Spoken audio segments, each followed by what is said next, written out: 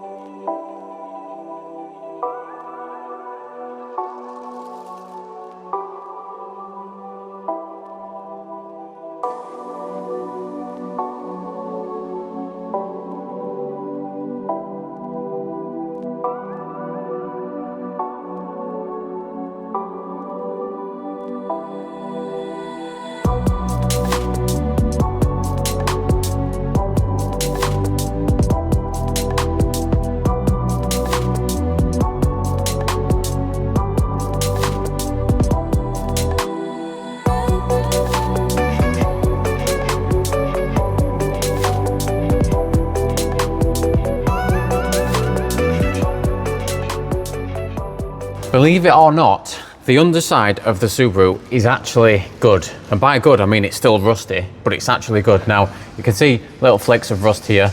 Obviously nothing compared to the actual Rancho itself, but you can see where the sills have been squashed, where they've been jacked up. Running down this sill, you can see just little tiny bits of surface rust, but the actual structure is good. Now, towards the edge, we've got obviously this, which I peeled back in the last episode, which I'll leave a link in the description. So this corner is all gone, but we are fabricating new outer sills for the Rancho anyway. Now, looking at this side, you can see someone's tried to jack it up on this side and squash the sill up, so we do need to cut that out and repair that. And down here, again, we've got some surface rust running all the way down here. Again, not too bad. Towards the back of the car, we've got some sort of leak, which we'll have to investigate what this is, but we are removing all this running gear anyway, so this is going to come down. We've obviously got the hole in here, which we need to refabricate, but we don't know what we're quite doing with these. We need to get the Rancho body on first and then see what we're doing with them. And yeah, just bits of surface rust. So again, we're actually going to be dropping all this running gear and getting everything powder coated and nice and majestic, so that's not a problem. And then we can get to the underside and make sure everything's good up there. So all in all, it's not bad. Right, after reviewing the underside of this car, I think what we're actually going to do is drop the whole front subframe. So I need to take the top mounts off, so I need to bring the car back down, do the top mounts, take the car back up, loosen all of this shenanigans underneath here, all of the mounts for the gearbox. I need to separate the drive shaft out the gearbox and also take off the exhaust as well.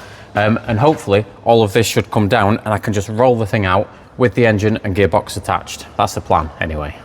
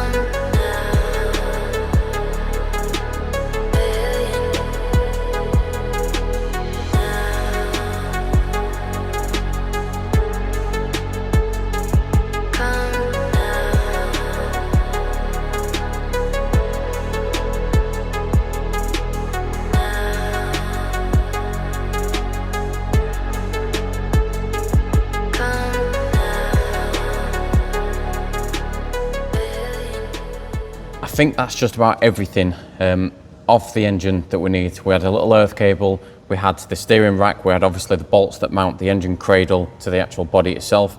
We had the wishbone bolts as well and the gearbox mounting bolts. So all that is off. I'm hoping that's everything. So what I'm going to do is I'm going to lower this down and then lift the car up. I've also taken the top mount bolts off as well, so that's all sorted, and the rear engine mount, which I did forget about, so I've done that now. So that's just this one that's on the top of the engine. So hopefully we're going to be able to lower this down onto the floor, raise the car up and pull it out. That's the theory anyway.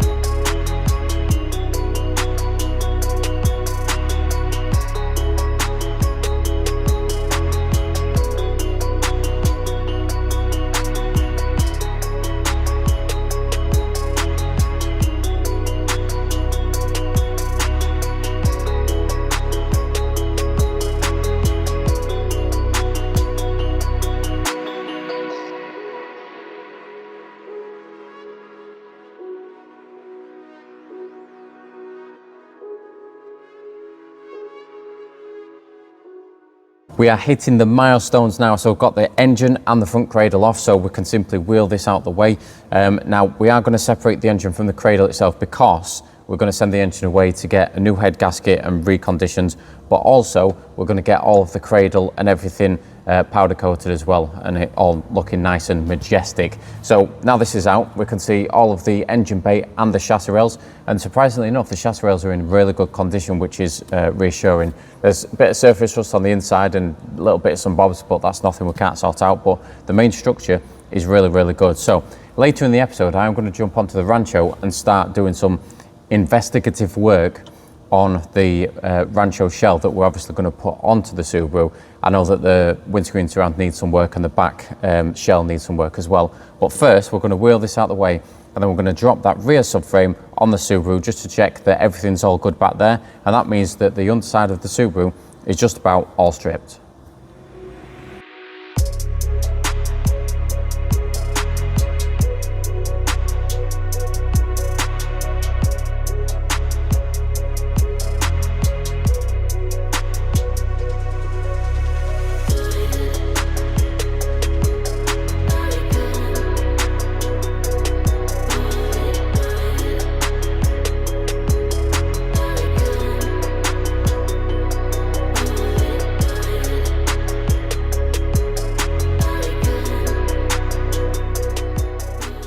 Right, so there's a couple of ways of actually dropping this rear subframe. Now, you can't forget about the handbrake cables first off. I've actually taken these off from the handbrake side, but you can also take them off from the wheel side. You just need to disassemble the drum brakes and get them off from there. But apart from that, I've got a couple of bolts which actually hold the handbrake cables in place. They bolt into the body. We've got these two bolts here which hold this brace on, which is for the prop shaft and the diff. We've got the rear trailing arm, which is either a bolt which goes through the trailing arm itself, or you've got 3 bolts on the bracket, so that's either side. Also, we've got the rear suspension, so the strut top, so we need to take the car down and take the strut top bolts off. We've also got this anti-roll bar in the back, there's 2 bolts for that, and then we've got the main cradle bolts, which there's 2 up here as well. And that should be about everything. We've also got to take into consideration the brake lines as well, which I might take it off by the banjo bolt, which I did on the front also. And that should be about it. You may have a wheel speed sensor which is here. So yeah, there's a wheel speed sensor on here, and there's one on this side as well, so we need to disconnect them. And yeah, so first I'm going to start by taking this handbrake cable off here, making sure this is all loose all the way down, and then I can start working on the rear trailing arm and these bolts here.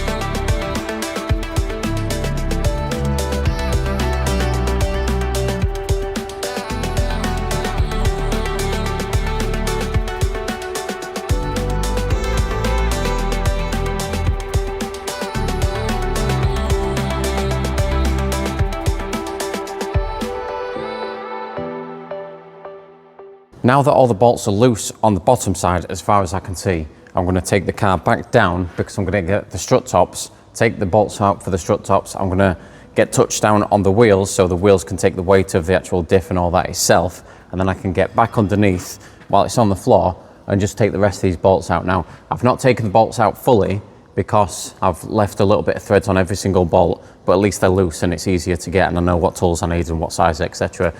So it's easier to do that while it's up there.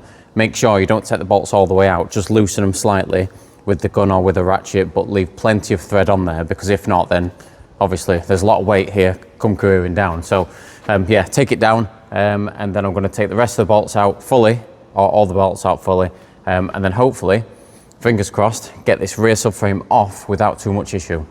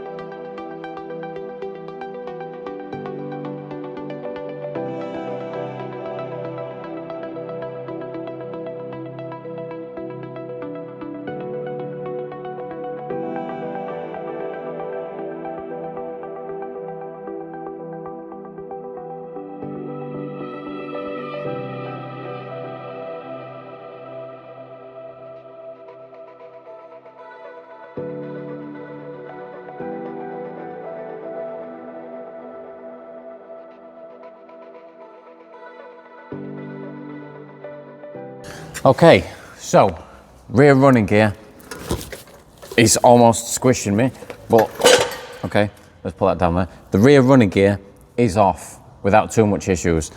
Now, you can actually see that underneath all of this dirt and debris, we've actually got a nice cradle. So this is all in good condition. You can see little tiny bits of surface rust, but all of this dirt rubs off, and it's actually in very good condition actually.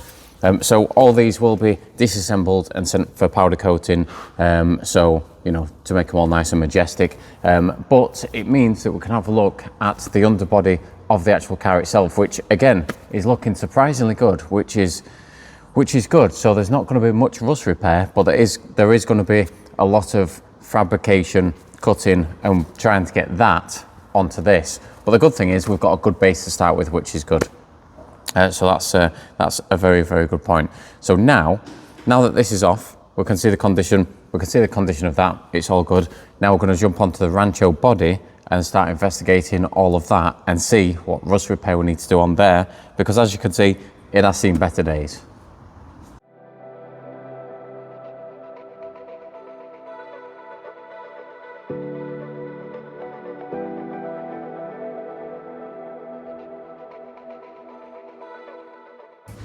And this is the Rancho section that we're going to be sectioning on to the Subaru. Now, can you imagine driving this, right? Driving a Talbot Matra Rancho that's actually Subaru Impreza floor pan, engine, running gear, everything. Yeah, it's a big task, but we're going to get there. So obviously, as you can see, there's all of this that we need to repair. So there is this, but we don't know where this is going to stitch onto the Subaru just yet until we cut the Subaru up. But you can see that all this windscreen surround is gone. Now we do need to repair all this because this is where the window goes in, and there is a bit of a kink here and a kink here. Also on the inside, you've got all of this that needs repair as well. So we do need to cut this out and repair this and make sure that it's all good to go on the Subaru first. But first, what I'm going to do is I'm going to strip this headlining, take out these some visors and the rear view mirror as well, take all this out, and anything else that I can strip, I will strip off of this, and then I can start looking at this and doing a bit of rust repair on it.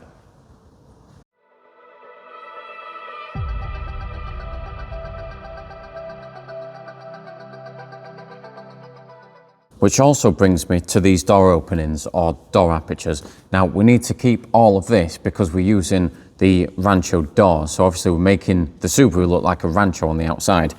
So as you can see, this has seen better days, and so has this sort of pillar situation that's going on here. Obviously there should be something that goes down here, but we're actually using the Subaru A-pillar instead of the Rancho A-pillar, because in episode 1, I actually just ripped the A-pillar off with the door, which is crazy.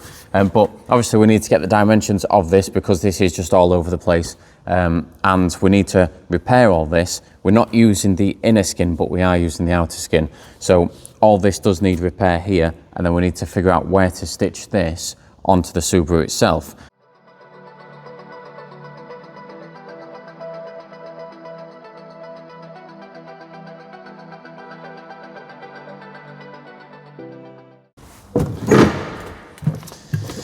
Now with the Rancho being snapped in half, this is a very good example of lack of structure.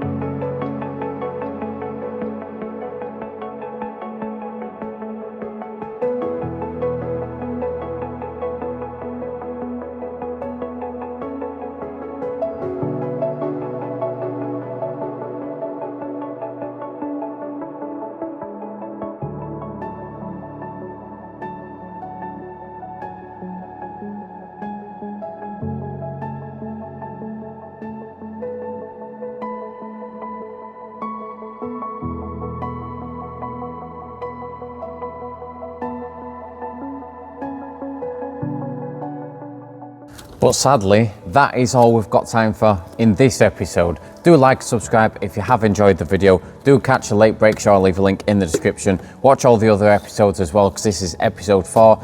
Get us on Instagram and Facebook and all that good stuff. And yeah, we'll catch you in the next episode of the Suba-Rancho.